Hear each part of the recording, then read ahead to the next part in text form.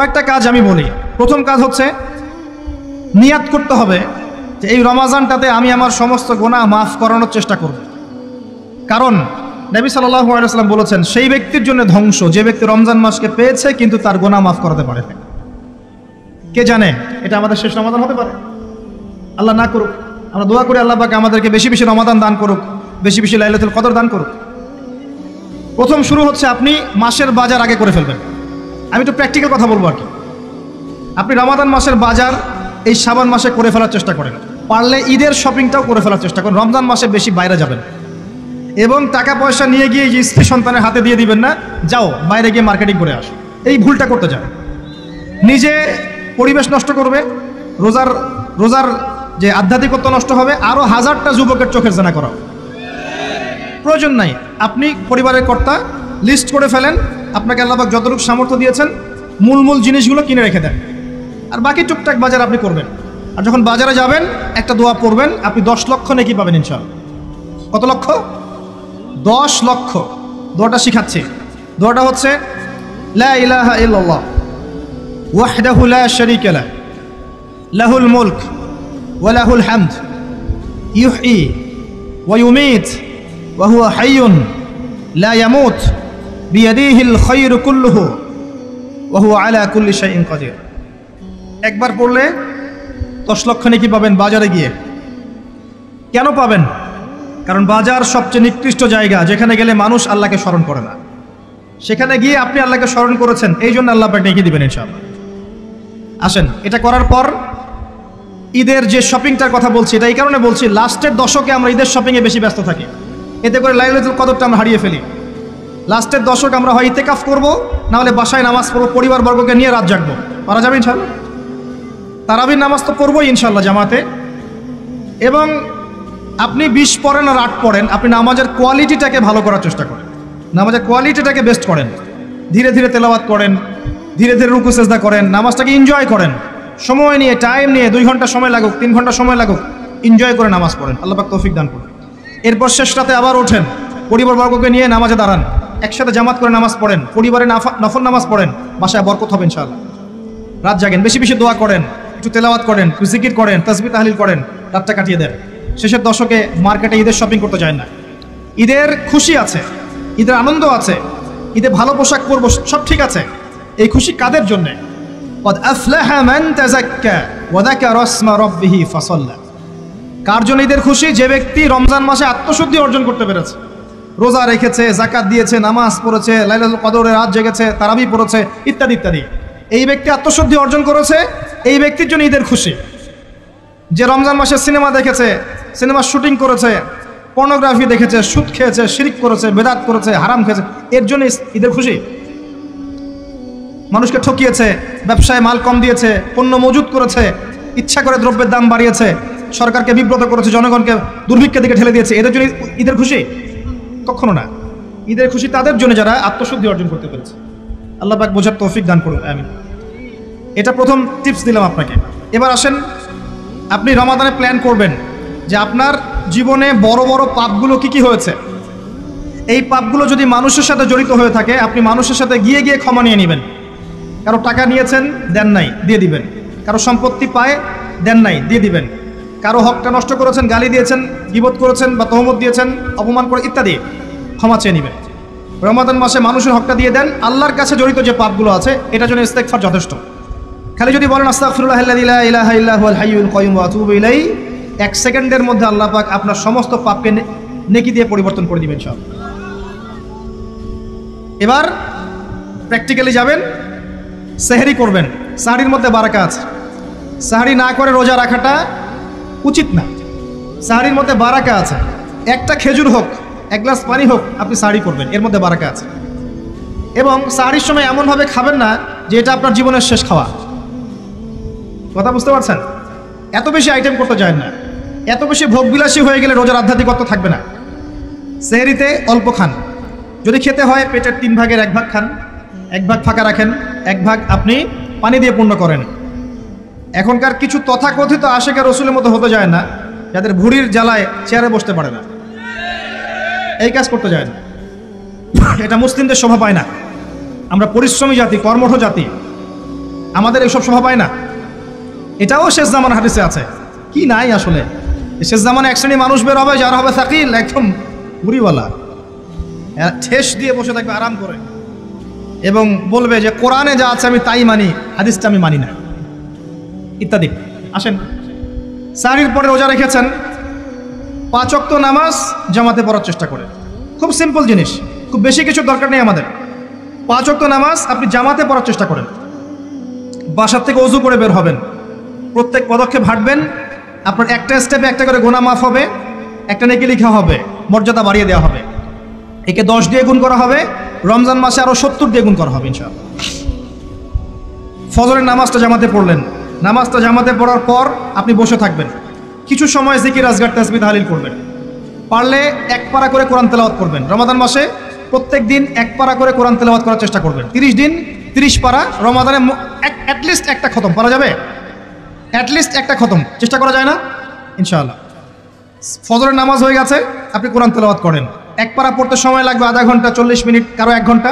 এরপর সূর্য উঠে যাবে, উঠে গেলে পরে আপনি 2 রাকাত ইশরাকের নামাজ পড়বেন, নামাজটা পড়ে বাসায় যাবেন।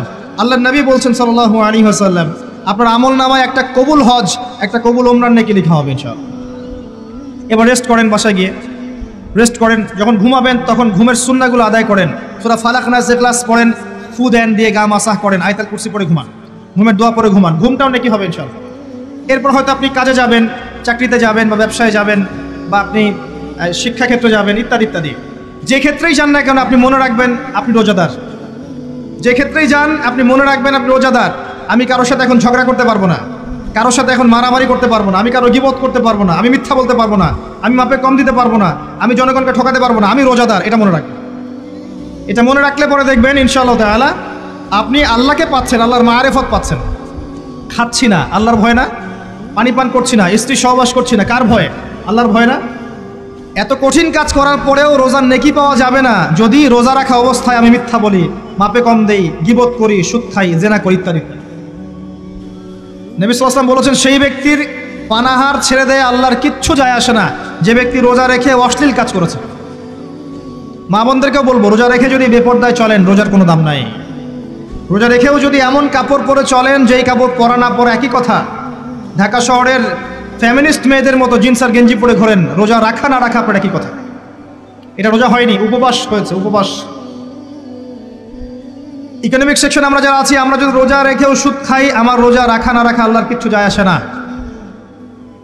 আমরা ধর্মীয় ক্ষেত্রে যারা আছি, জানা অনুযায়ী আমল যদি না করি, দিনকে দুনিয়ার স্বার্থে ব্যবহার করি, আমাদের রোজা রাখা না রাখায় কিছু যায় আসে না। আমরা যদি মিথ্যা বলি, অন্যের গীবত করি, অশ্লীল কাজ করি, গার্লফ্রেন্ডের সাথে সময় কাটাই, ওর সাথে কফি খেতে যাই, ডেটিং করতে যাই, এই যে ফেসবুকের মাধ্যমে চ্যাটিংয়ে প্রেম করি, ইউটিউবে অশ্লীল ভিডিও দেখি, পর্নোগ্রাফি দেখি, ইত্যাদি ইত্যাদি, এইসব রোজা রাখা না রাখা আল্লাহর কিচ্ছু যায় আসে। আমি হাত জোর করে মিনতি করছি ভাই, খাওয়া পান করা, স্ত্রী সহবাস ছেড়ে দেওয়ার নাম রোজা নয়, এটার নাম রোজা নয়, এটা একটা অংশ রোজার মাত্র।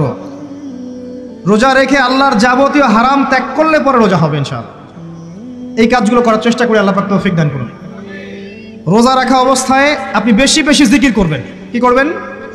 সুবহানাল্লাহ পড়বেন, আলহামদুলিল্লাহ পড়বেন, আল্লাহু আকবার পড়বেন, লা ইলাহা ইল্লাল্লাহ পড়বেন, লা হাওলা ওয়ালা কুওয়াতা ইল্লা বিল্লাহ পড়বেন, হাসবিয়াল্লাহু ওয়া নি'মাল ওয়াকিল, সুবহানাল্লাহি ওয়া বিহামদিহি, সুবহানাল্লাহিল আযীম, সুবহানাল্লাহিল আযীম ওয়া বিহামদিহি পড়বেন, আস্তাগফিরুল্লাহ ওয়া আতুবু ইলাইহি, আস্তাগফিরুল্লাহ ওয়া আতুবু ইলাইহি পড়বেন, লা ইলাহা ইল্লাল্লাহ ওয়াহদাহু লা শারীকা লাহু, লাহুল মুলকু ওয়া লাহুল হামদু ওয়া হুয়া আলা কুল্লি শাইইন কাদির। পারা যাবে না ইনশাআল্লাহ? বেশি বেশি পড়বেন। আরেকটা কাজ করবেন, প্রতিটা কাজ নবী সাল্লাল্লাহু আলাইহি ওয়াসাল্লামের সুন্নাহ মাফিক করার চেষ্টা করুন। সুন্নাহ মাফিক, খাচ্ছেন তার সুন্নাহ মাফিক, টয়লেট করছেন তার সুন্নাহ মাফিক, ঘুমাচ্ছেন তার সুন্নাহ মাফিক। সুন্নাহর বইগুলো আছে না বাজারে, কিনে নেবেন, কিনে নিয়ে দেখবেন প্রতিটা কাজ কিভাবে করলে সুন্নাহ হবে। এই কাজগুলো করতে গিয়ে আপনাকে গভর্নমেন্ট বাধা দিবে, বিশ্বের পরাশক্তিরা বাধা দিবে, আপনাকে কি কেউ পিটাবে এগুলো করলে, জেল খাটাবে? এগুলো আমাদের ব্যক্তি স্বার্থের ব্যাপার, ইচ্ছা করলেই করা যায়। এই ইচ্ছাটা আল্লাহ পাক আমাদের অন্তরে জাগ্রত করুন, আমিন। একটা কাজে কথা বলবো, নর্মালি আমরা ফরজগুলোতে বেশি ফোকাস করি, ফরজ ওয়াজিবে। রমজান মাসে সুন্নত মোস্তাহাবেও ফোকাস করতে হবে। রমাদানে একটা নফল আপনাকে ফরজের নেকি দিয়ে দিবে ইনশাল্লাহ। রমাদান একটা সুন্নাহ আপনাকে ফরজের নেকি দিবে ইনশাল্লাহ। তো রমজান মাসে শুধু ফরজ নয়, একটু সুন্নাহ সালাতগুলো, নফল সালাতগুলো একটু বেশি বেশি পড়ার চেষ্টা করি। আল্লাহ পাক তৌফিক দান। স্পেশালি একটা কাজ করার চেষ্টা করতে পারি, অজু যখন ভেঙে যায়, টয়লেট করলেন অজু ভেঙে গেল, সাথে সাথে হালকা করে অজু করে ফেলার চেষ্টা করে, সবসময় পবিত্র থাকার চেষ্টা করে। বেলাল আল হাবাশি নাম শুনেছেন? রাদিয়াল্লাহু আনহু। নবী সাল্লাল্লাহু আলাইহি ওয়াসাল্লাম বলছেন, আমি যখনই জান্নাতে গিয়েছি বেলাল তোমার পায়ের শব্দ শুনেছি। সুবহানাল্লাহ। যেই বেলালকে উত্তপ্ত মরুভূমিতে শুয়ে নির্যাতন করা হচ্ছে, সেই বেলাল বলছেন আহাদুন আহাদ। সেই বেলাল রাদিয়াল্লাহু আনহুর নামে শানে সূরা নাজিল হচ্ছে কুল হু আল্লাহু আহাদ। ওই বেলাল রাদিয়াল্লাহু আনহুকে নবী সাল্লাল্লাহু আলাইহি ওয়াসাল্লাম বলছেন, যখনই জান্নাতে যাই তোমার পায়ের আওয়াজ শুনি, তুমি কি এমন আমল করো যার কারণে এই মর্যাদা তোমার? বেলাল রাদিয়াল্লাহু আনহু বলছেন, আমি তো স্পেশাল তেমন কোনো আমল করি না, আপনারা যা করেন আমিও তাই করি। তবে আমার যখনই ওযু ভেঙে যায় আমি ওযু করি, আর আমি ওই ওযু দিয়ে 2 রাকাত নামাজ পড়ি। এটাকে তাহিয়াতুল ওযুর নামাজ বলে। রমজান মাসে করার চেষ্টা করি, আল্লাহ পাক তৌফিক দান করুন। আমরা অনেকে মসজিদে যাই, ধাপ করে বসে পড়ি, করি না কাজটা? মসজিদে গিয়েছি, ধাপ করে আগে বসে পড়ি। মসজিদে গিয়ে 2 রাকাত নামাজ পড়ে বসা সুন্নত। মিনিমাম 2 রাকাত নামাজ পড়ে বসলে আপনি তাহিয়াতুল মসজিদের নেকি অর্জন করলেন, মসজিদের হকটা আদায় করলেন। ওই জায়গা আপনার জন্য সেজদার সাক্ষী থাকলো, কিয়ামতের মাঠে আপনার পক্ষে সাক্ষী দিবেন ইনশাআল্লাহ। এই সুন্নাহগুলো আমরা চর্চা করার চেষ্টা করি রমজান মাসে। রমজান মাসে দাড়িটা ছেড়ে দেন, দাড়িটা ছেড়ে দেন। এটা একমাত্র ভিজিবল সুন্নাত, দৃশ্যমান সুন্নাত, যেটা আপনার সাথে কবরে যাবে। যখন কাফন দেয়া হবে তখন দেখা যাবে না আমার সাথে আর কোন কোন সুন্নাহ আছে, এই একটা সুন্নতই দেখা যাবে আমার সাথে কবরে যাচ্ছে। কথা কি বুঝতে পারছেন? আর এটাকে আমরা এখন যত পারি মেয়ে হওয়ার চেষ্টা করছি। নবীজি বলেছিলেন শেষ জামানায় ছেলেরা মেয়েদের পোশাক পরবে, মেয়েরা ছেলেদের পোশাক পরবে। দেখুন মেয়েরা এখন ফর্মাল পোশাক পরছে, জিন্সের গেঞ্জি পরে ঘুরছে, আর ছেলেরা ক্লিন শেভড। ছেলেরা মেয়েদের মতো গাল বানাচ্ছে। আর কোন সাইনের জন্য অপেক্ষা করছেন? নবীজি বলেছিলেন উঁচু উঁচু বিল্ডিং নির্মাণের প্রতিযোগিতা করা হবে। একবার এয়ারে ঢাকার কাছাকাছি আসবেন, এয়ারে তো সফর করেছেন আপনারা অনেকেই। যখন এয়ার ফ্লাই করে, টেক অফ করে বা ল্যান্ড করে, তখন ঢাকার কাছাকাছি, তখন উপর থেকে আপনি ঢাকাকে দেখবেন। কেন বলেছি this is the city of Akhiruzzaman? কেন বলেছি? নবীজি বলেছেন কিয়ামতে 2টা মেজর সাইন, 2টার মধ্যে একটা হচ্ছে আনতারাল হুফাতাল উরাতাল আলাতা রিয়াশ শাইয়াতাতাওয়ালুনা ফিল বুনিয়ান। যখন সমাজের দরিদ্র শ্রেণীর মানুষেরা, যাদের পায়ে স্যান্ডেল ছিল না, গায়ে কাপড় ছিল না, এরা উঁচু উঁচু বিল্ডিং নির্মাণের প্রতিযোগিতা করতে থাকবে, ফান্তাজিরিস সাআহ, তখন কিয়ামতের অপেক্ষা করতে থাকবে। আজকে থেকে 100 বছর আগে ছিল এগুলা? 200 বছর আগে ছিল? সুবহানাল্লাহ। আর কোন সাইনের জন্য অপেক্ষা করছেন? তিনি বলেছেন শেষ জামানায় women will dressed but still they will be naked. মহিলারা কাপড় পরবে, তারপরেও তারা নগ্ন থাকবে। আপনি ঢাকার শপিং মলে যান, আপনি দেখেন। আর কোন সাইনের জন্য অপেক্ষা করছেন? শুধু ঢাকা কেন, গ্রামগঞ্জে ছড়িয়ে পড়েছে এগুলো, এখন গ্রামেও ছড়িয়ে পড়েছে। গ্রামে আরো বেশি দেখা গেছে মাশাআল্লাহ। গ্রামে গিয়ে আমরা হতভাগ, সুবহানাল্লাহ। গ্রামের মেয়েগুলা, গ্রামের মেয়ে ঢাকা শহরের মেয়েকে পার করে ফেলেছে। বাদ দেন, ওদিকে না যাই, ডিফারেন্ট টপিক। আমরা রমাদান মাসের সুন্নাহগুলো আমল করার চেষ্টা করি। তাহিয়াতুল মসজিদ আমল করার চেষ্টা করেন, তাহিয়াতুল ওযু আমল করার চেষ্টা করেন, বেশি বেশি জিকির করেন। এবার আসেন রমাদানে জাকাত হিসাব করবেন। জাকাত, আপনার জাকাত হিসাব করেন, কত টাকা জাকাত এসেছে। জাকাতের হিসাব জানেন তো? হ্যাঁ, 7.5 ভরি স্বর্ণ, রৌপ্য কত? 52.5 তোলা। আপনার এই চাষাবাদের ওসর আসে, ব্যবসায়িক পণ্য থাকলে, সঞ্চিত সম্পদ থাকলে সব কিছু হিসাব করে মুফতি সাহেব আছেন, কওমি মাদ্রাসার আলেমদের কাছে যাবেন, জাকাতের ক্যালকুলেশন করে নেবেন যে আমার এত টাকা জাকাত এসেছে। এভাবে জাকাতটা রমজান মাসে দিয়ে দেওয়ার চেষ্টা করেন। জাকাত যদি আমরা না দেই, একটা শাস্তি শুনে রাখেন, আল্লাহ পাক এই সম্পদগুলোকে একত্রিত করে গলাবেন, গলিয়ে কপালে, গালে আর এই যে পিঠে লেপটে দিবেন, বলেন নাউজুবিল্লাহ। এবং এটা একটা সাপের আকৃতি ধারণ করবে, সাপ গলায় পেঁচানো থাকবে, কপালে দংশন করতে থাকবে, বলবে আমি তোমার মাল সাত ভোগ করো, আমি তোমার মাল সাত ভোগ করো। কবর এটা হবে, আমরা চোখে না দেখলে ওটা সত্য। নবীজি দেখে এসেছে মেরাজের রাতে এগুলা।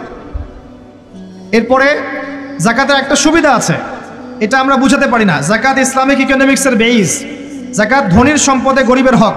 যে গরিবের কাছে টাকা পয়সা নাই, আপনার টাকা ওর হাতে চলে যাবে, ও খেয়ে পরে বাঁচতে পারবে, এটাই জাকাত।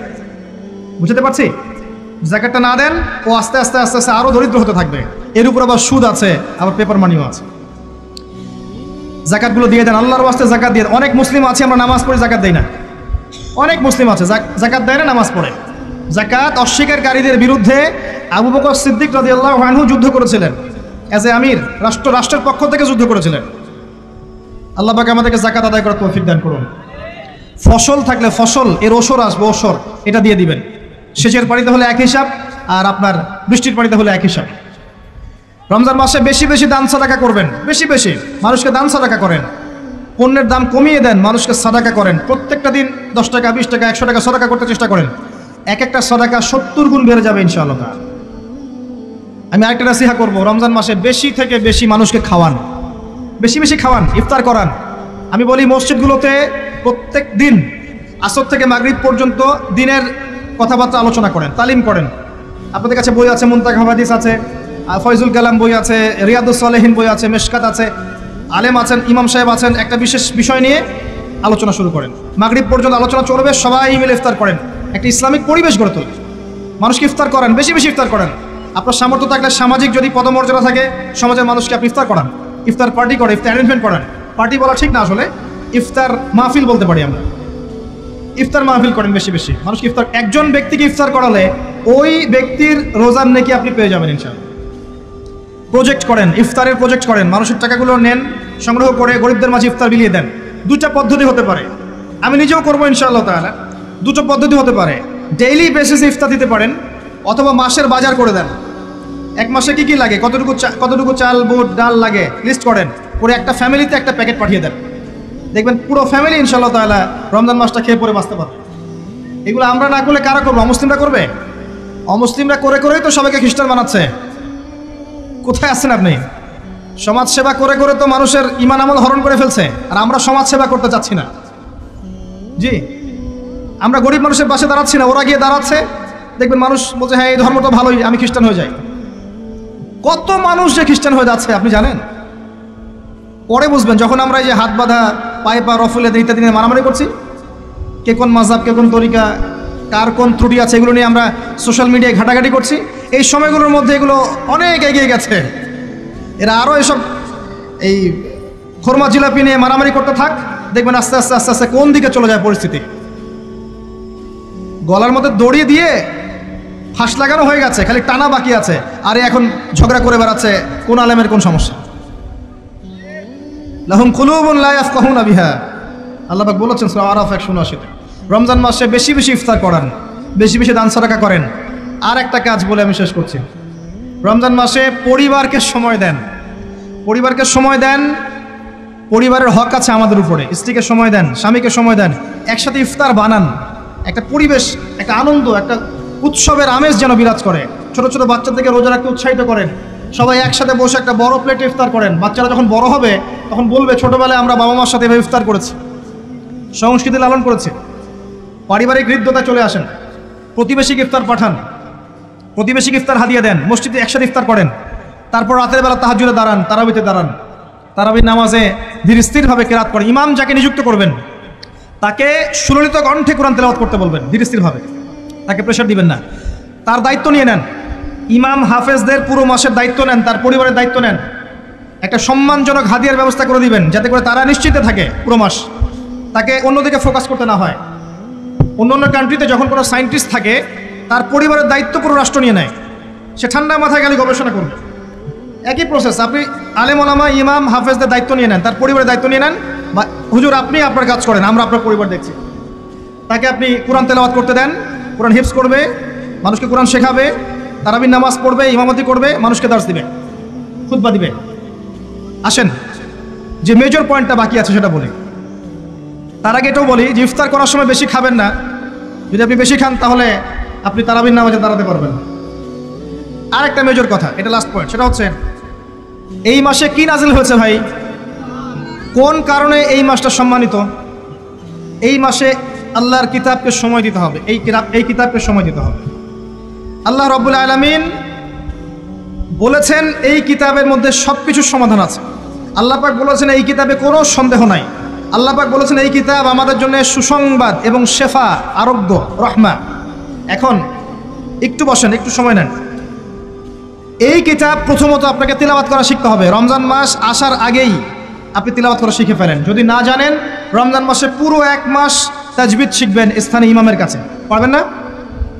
1 মাসের মধ্যে কোরআন তিলাওয়াত শেখা সম্ভব, 1 মাসে শেখা সম্ভব। বলছিলাম রমাদান মাস এবং লাইলাতুল কদরকে সম্মানিত করা হয়েছে একটা কারণেই, কারণ এই মাসে এই রাতে আল কোরআন নাজিল করা হয়েছে। এটাই কারণ। কোরআন কখন নাজিল হলো? যখন সমাজে সুদ আছে, মদ আছে, জেনা আছে, ব্যভিচার আছে, শিরক আছে, এরকম সমাজে। প্রথম কি নাজিল হলো? পড়ো। প্রথমে নাজিল হয়নি শিরক করো না, প্রথমে নাজিল হয়নি যে সুদ খেও না, প্রথম আয়াত এটা ছিল না জেনা করো না, প্রথম আয়াত এটাও ছিল না মূর্তি পূজা করো না। হ্যাঁ, প্রথম আয়াত কি? ইকরা, পড়ুন। আল্লাহ পাক বোঝাতে চাচ্ছেন সমাজের জাহিলিয়াতকে দূর করতে হলে লেখাপড়ার কোনো বিকল্প নাই, এবং সেই পড়াশোনাটা হতে হবে আল্লাহর ওহির আলোকে। যে ওহিটা আল্লাহ পাক নাজিল করেছেন এর বেসিসে আপনাকে পড়াশোনা করতে হবে। এই জ্ঞানটা দিয়ে আপনি সমাজ সংস্কার করতে পারবেন ইনশাআল্লাহ তাআলা। এর সাথে উপকারী জ্ঞানগুলো কি নিব না? অবশ্যই নিব। ওহির জ্ঞানের সাথে, কোরআন সুন্নাহর জ্ঞানের সাথে আমি ইতিহাসের জ্ঞান নিব, আমি পলিটিক্যাল সায়েন্সের জ্ঞান নিব, আমি দর্শনের জ্ঞান নিব, জিওপলিটিক্সের জ্ঞান নিব, প্রয়োজনে আমি সায়েন্সের জ্ঞান নিব, আমি কমার্সের জ্ঞান নিব, আর্টসের জ্ঞান নিব, মেডিকেল সায়েন্স পড়বো, ইঞ্জিনিয়ারিং পড়বো, সবই পড়বো। কিন্তু বেসিকটা কি হবে? কোরআন, সুন্নাহ, ইসলাম। এরপর আপনি ডাক্তার হন, ইঞ্জিনিয়ার হন, পলিটিশিয়ান হন, সামাজিক নেতা হন, প্রশাসনের ক্যাডার হন, আপনার জন্য মোবারকবাদ। আপনি যেখানেই যাবেন সেখানেই বরকত ছড়াবেন ইনশাআল্লাহ। যে পলিটিশিয়ানের ভিতরে তাকওয়া আছে তার দ্বারা দুর্নীতি সম্ভব না। যে প্রশাসনের কর্মকর্তার ভিতরে তাকওয়া আছে সে ঘুষ নিতে পারবে না, দুর্নীতি করতে পারবে না। যে আলেমের ভিতরে তাকওয়া আছে সে দিনকে দুনিয়ার বিনিময়ে বিক্রি করবে না। যে ডক্টরের ভিতরে তাকওয়া আছে সে ডাক্তার হবে, কসাই হবে না। যে ইঞ্জিনিয়ারের ভিতরে তাকওয়া আছে সে দেখবেন সত্যিকারের প্রকৌশলী হবে, সে কিন্তু চোর হবে না। ভিতরটা চেঞ্জ করতে হবে, ভিতরটা, এর নাম তাকওয়া। ভিতরটা চেঞ্জ করবে একটা জিনিস, আল্লাহর ওহী, কোরআন এবং সুন্নাহ, ইসলাম। এটা আপনার ভিতরকে পরিবর্তন করবে। আর আমরা অনেক বড় বড় কথা বলি অনেক সময়, কিন্তু মূল কাজটা হচ্ছে ভিতরটা পরিবর্তন করা। আমাদের সবার সাথে যার যার কলব যাবে, যার যার আমল যাবে। আল্লাহ পাক আমাকে কলার চেপে ধরে বলবেন না যে বাংলাদেশে ইসলামী খেলাফত কায়েম করে আসো নাই কেন, এটা আল্লাহ পাক আমাকে বলবেন না। আল্লাহ পাক বলবেন তোমাকে যে দায়িত্ব দিয়েছিলাম ওই দায়িত্ব ঠিকঠাক মতো পালন করেছো কিনা। আল্লাহ পাক এটা বলবেন না। বেসিকে আসেন, নিজের আত্মশুদ্ধি, এটা বেসিক। আলাইকুম আনফুসাকুম, নিজের নফসের খবর নাও, নিজের নফসটাকে পবিত্র করো, নিজের নফসের মধ্যে হিংসা ত্যাগ করো, বিদ্বেষ ত্যাগ করো, অহংকার ত্যাগ করো, রিয়া ত্যাগ করো, দুনিয়ার মোহ ত্যাগ করো। নিজের নফসের মধ্যে বেশি বেশি পরকারের ফিকির আনো, জিকির করো বেশি বেশি, কোরআন বেশি বেশি তেলাওয়াত করো, হালাল খাও, আদর্শ পরিবার গঠন করো, তাওহীদে থাকো, সুন্নতে থাকো, ইনশাআল্লাহ হাসতে হাসতে জান্নাতে চলে যাবেন। একটা হাদিস আমি পড়েছি ফয়জুল কালাম বইয়ের মধ্যে, গতকালকে মাহফিলও বলেছিলাম, আপনাদেরকে বলছি। মাদ্রাসায় পড়ানো হয় ক্লাসিক্যাল একটা বই ফয়জুল কালাম, সবাই কিনতে পারেন, হাদিসের বই। চমৎকার কিছু হাদিস আছে। এখানে একটা হাদিস আছে আমাদের জন্য সুসংবাদ। নবী সাল্লাল্লাহু আলাইহি ওয়াসাল্লাম বলছেন, হে সাহাবীরা, তোমরা এমন একটা যুগের মধ্যে বাস করছো যেই যুগে কেউ যদি ইসলামের 10% ছেড়ে দেয় সে ধ্বংস হয়ে যাবে। সাহাবীদেরকে বলছেন তোমরা এমন একটা যুগে বাস করছো এই যুগে ইসলামের 1/10 কেউ ছেড়ে দিলে সে ধ্বংস হয়ে যাবে। কিন্তু তোমাদের পরে এমন একটা যুগ আসবে যেই যুগে মানুষ যদি 1/10 ধরে রাখতে পারে, 10% ধরে রাখতে পারে, তাহলেই নাজাত পেয়ে যাবে ইনশাআল্লাহ। আমরা সেই যুগে আছি না? আমাদের চতুর্দিকে ফিতনা নয় কি? আপনার ঘরে ফিতনা, সমাজে ফিতনা, ইকোনমিক্সে ফিতনা, রাষ্ট্রে ফিতনা, বিশ্বে ফিতনা, ধর্মে ফিতনা, সবখানেই ফিতনা, ফাসাদ। আমরা সেই যুগের মধ্যে বাস করছি। আসুন, আল্লাহ পাক কোরআন নাজিল করলেন, প্রথমে পড়তে বললেন। তার মানে আল কোরআন এবং সুন্নাহ এগুলোকে পড়া শিখতে হবে। বড় বড় স্বপ্ন দেখার আগে আমাদেরকে বেসিক ঠিক করতে হবে, পড়াশোনা করতে হবে। আল্লাহ পাক আমাদের যুব সমাজকে পড়াশোনা করার তৌফিক দান করুন। রমাদান মাসে এটা নাজিল হয়েছে। আল্লাহ পাক সূরা বাকারায় বলছেন, শাহরু রমাদানাল্লাযী উনজিলা ফীহিল কুরআন। রমাদান সেই মাস যেই মাসে কোরআন নাজিল করা হয়েছে। কি জন্য নাজিল করা হয়েছে? হুদাল লিন-নাস। এই কোরআন হচ্ছে মানব জাতির জন্য হেদায়েত, নট অনলি ফর মুসলিমস। এটা শুধু মুসলিমসদের জন্য হেদায়েত নয়, হুদাল লিন-নাস, পুরো মানব জাতির জন্য হেদায়েত। কোরআনে ইহুদির জন্য হেদায়েত আছে, খ্রিস্টানের জন্য আছে, অমুসলিম হিন্দুদের জন্য আছে, সবার জন্য কোরআন। এটা সাম্প্রদায়িক কোনো কিতাব নয়, এটা টোটালি অসাম্প্রদায়িক একটা বই আল কোরআন, যে কেউ পড়তে পারে। এটা কারো পৈতৃক সম্পত্তি নয় যে একটা শ্রেণীর মানুষই পড়বে বাকিরা পড়বে না, সবাই পড়বে ইনশাআল্লাহ তাআলা। এটা আল্লাহর কিতাব, আল্লাহর কালাম। হুদাল লিন্নাস ওয়া বাইয়িনাতিন মিনাল হুদা, এটা হচ্ছে সত্য মিথ্যার মানদণ্ড, বাইয়িনাত সুস্পষ্ট মানদণ্ড। আর কি ওয়াল ফুরকান, প্রমাণ, হুজ্জাত, দলিল। এটা আল্লাহ পাক কোরআন সম্পর্কে বলছেন। আরেকটা জায়গায় চলে যাই, চলেন সূরা নাহল এর 89 নম্বর আয়াতে চলে যান। আল্লাহ পাক বলছেন ওয়া নাযালনা আলাইকাল কিতাব, হে নবী আমি আপনার প্রতি এমন একটা কিতাব নাজিল করেছি, অর্থাৎ আল কোরআন। ওয়া নাযালনা আলাইকাল কিতাব তিবয়ানান লিকুল্লি শাই, যেই কিতাবটা প্রত্যেকটা বিষয়ের ব্যাখ্যা। আপনি কি আমার কথা শুনতে পারলেন? আল্লাহ বলছেন কোরআন প্রত্যেকটা বিষয়ের ব্যাখ্যা।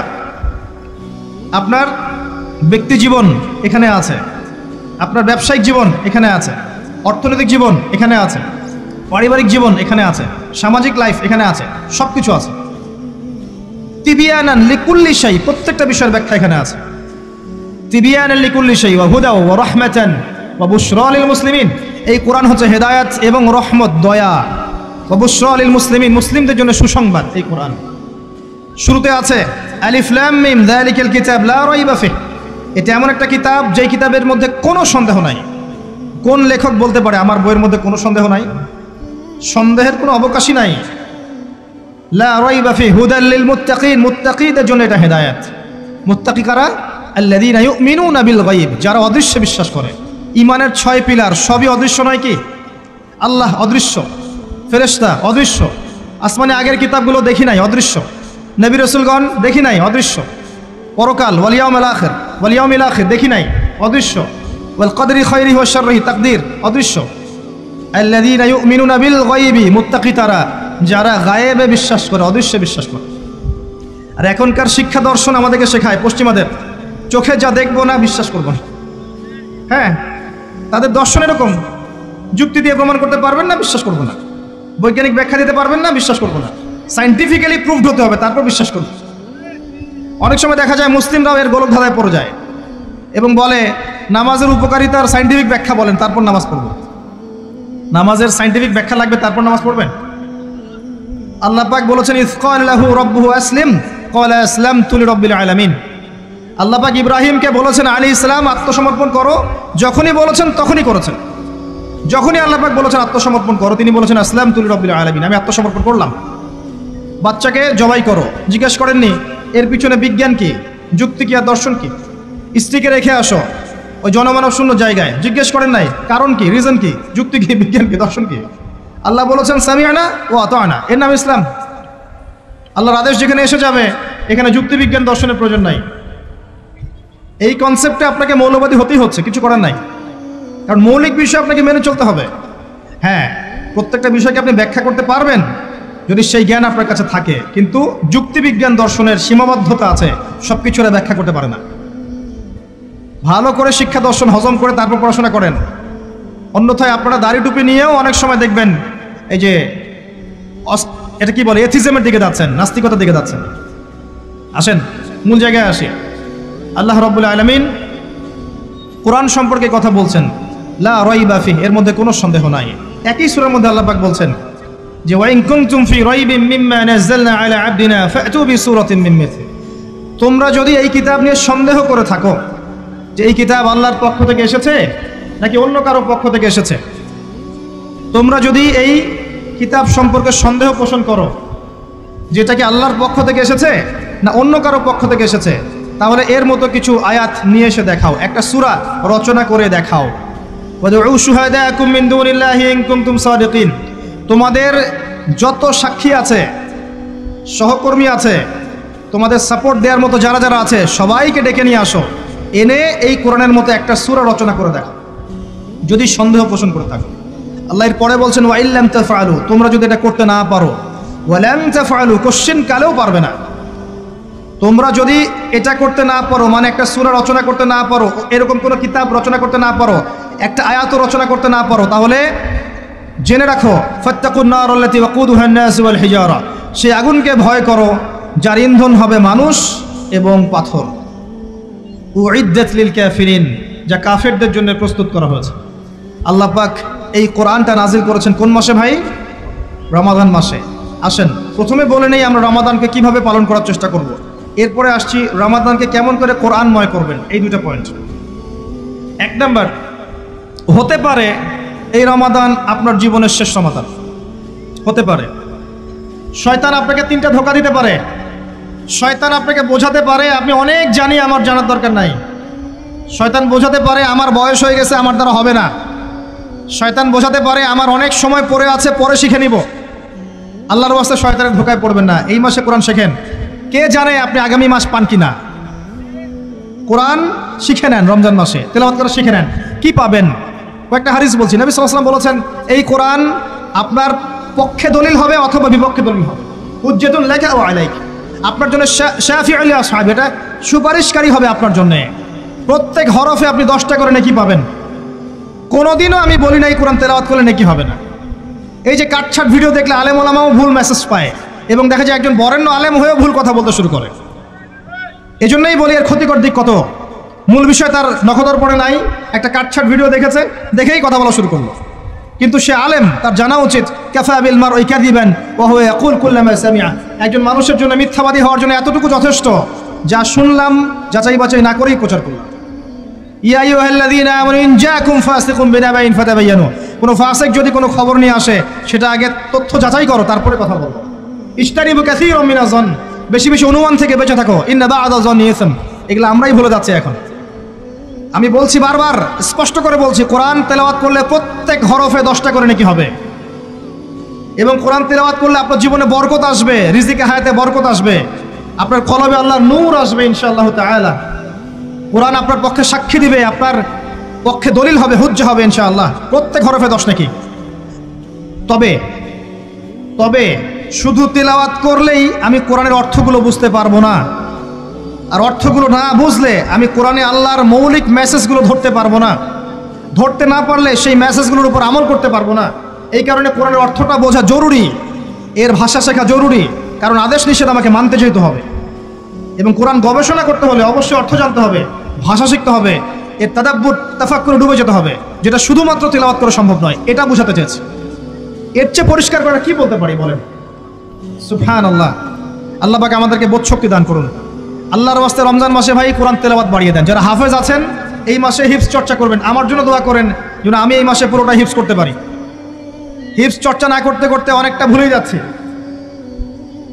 আসলে নবী সাল্লাল্লাহু আলাইহি ওয়াসাল্লাম বলেছেন, চর্চা না করলে কোরআন এত দ্রুত কলব থেকে বের হয়ে যায় যে একটা উটকে যদি ছেড়ে দেন সে যত দ্রুত চলে যাবে। আমাদের জন্য, আমার জন্য দোয়া করবেন যাতে কোরআনের হকটা আদায় করতে পারি। আল্লাহ পাক তৌফিক দান করুন, আমিন।